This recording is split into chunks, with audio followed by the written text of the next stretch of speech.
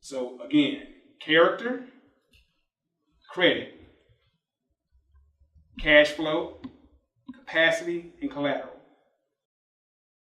They have, I think, 60 or 70% of the market share for commercial credit. That's when you hear somebody say a DUNS number. All it is you use a social security number for personal credit, you use a DUNS number for your business credit. Because once you file for once you file to be in the DUNS system, they assign you a number.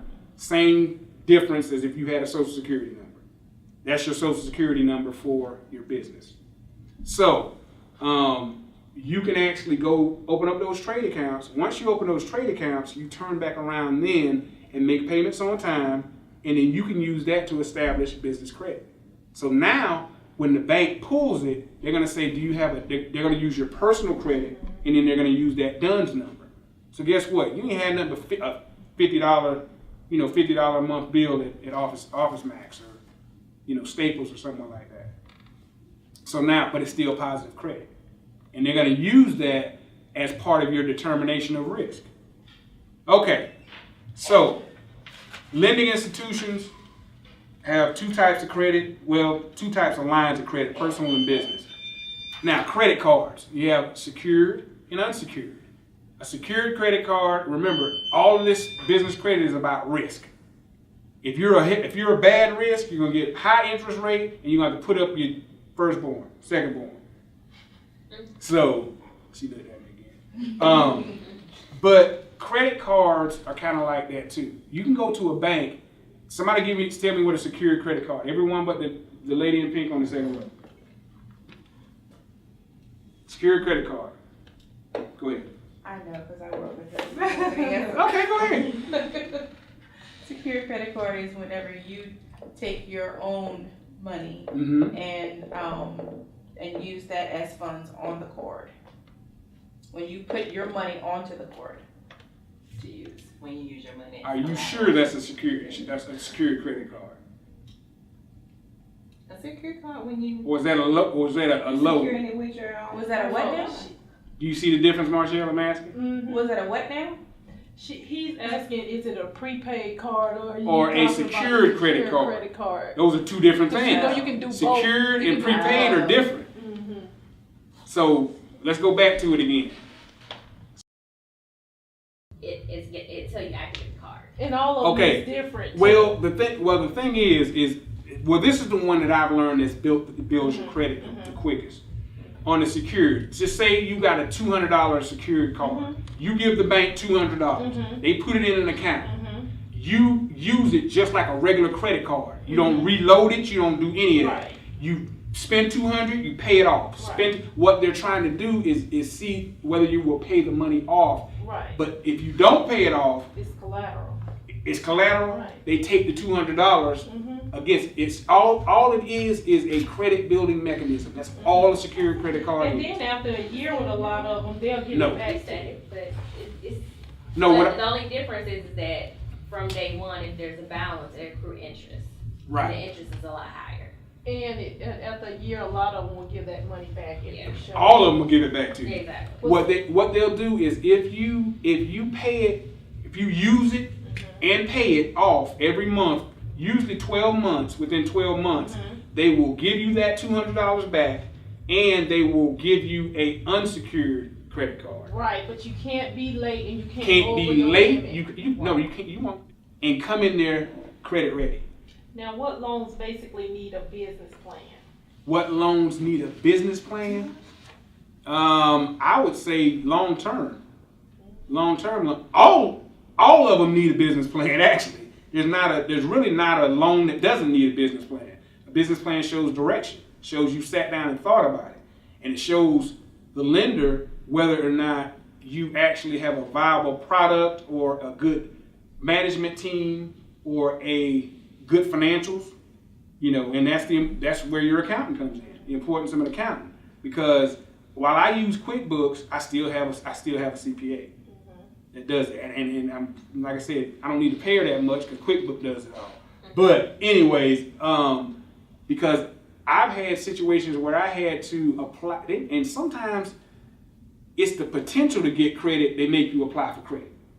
You know, so I've had applications where they say, we need your last 2 years tax returns and we need all your financials. What do you need my financials for? I'm not actually getting any money.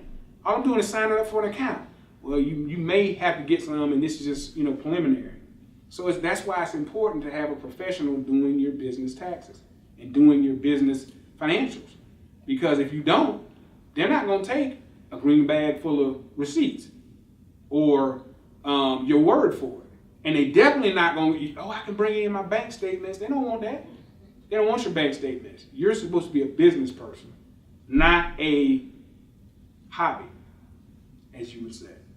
So, long-term loan. Now, another type of credit is from investors, which I'm not going to go really deep into that. Informal investors could be Aunt May, you know, I already borrowed money from her, can't hit up no more. Grandma, you know, tapped her out too. She, you know, Social Security deep for the next 10 years. So, Crowdfunding? well, I was going to go into peer-to-peer lending. And, but informal investors can also be what Ms. Clark said. It could also be crowdfunding. It can also be peer-to-peer lending. And peer-to-peer lending has really exploded. And crowdfunding is a kind of a form of peer-to-peer lending. Anybody know what peer-to-peer lending is? Except for? Person to person. Yeah. It's person to person. It's usually done on the internet over a platform, some type of platform. But the two largest ones right now is Prosper, and Lord, the other one escapes me. But one of the qualifications for that is they check your personal credit. So you really don't get away from your personal credit one way or the other, because they run a credit score. And that's how they determine what your risk is. Lending is all about risk. It's all about risk.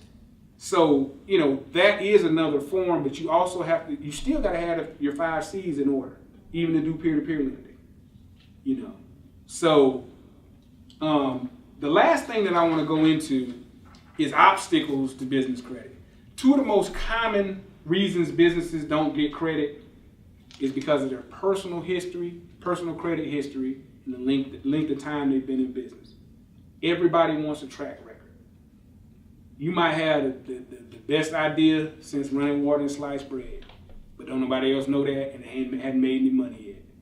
And typically, a bank wants to see, depending on the amount of money, a bank wants to see, or a lending institution wants to see, even a credit card issuer wants to see 2 to 3 years worth of tax history on your business. Now, from a personal standpoint, it goes back to those same fundamentals.